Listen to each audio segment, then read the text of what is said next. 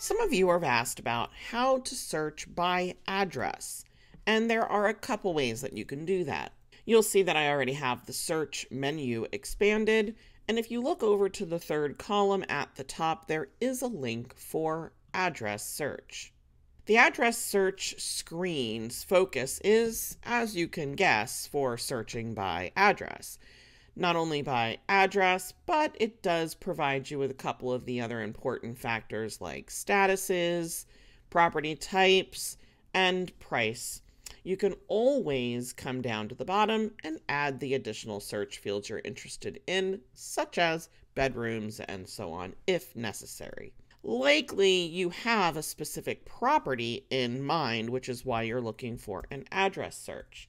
So we just come over here and we start typing that address in. You can enter as much of the address as needed, but you can see down here at the bottom I already have one match.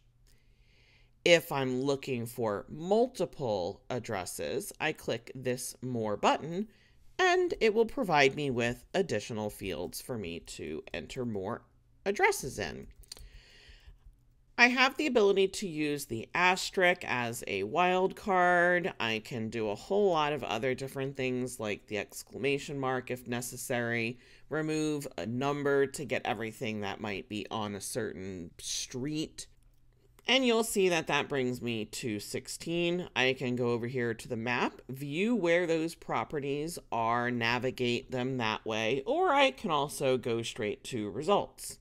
In the top, you'll see the speed bar. Currently, it is telling me I'm looking for active residential.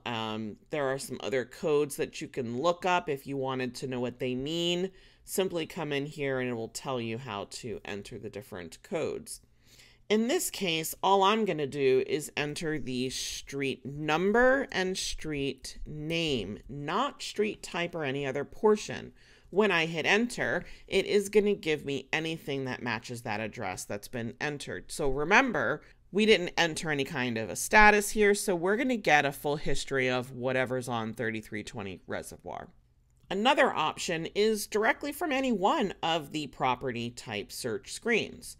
They have a lot more search fields defaulted, and you'll see here below I've already got a few of my own additional search fields. For example, the contingency type when searching for active under contract properties. But what we're here to point out is the address, and you will see that under the area there is an address bar. So if I clear the criteria and I type our 3320 Reservoir, you will notice that I have 3 matches because I have not identified a status. So it's likely closed, withdrawn, as well as active. Just like before, you can add more street address searches, but you can also clear and do a distance search from an address.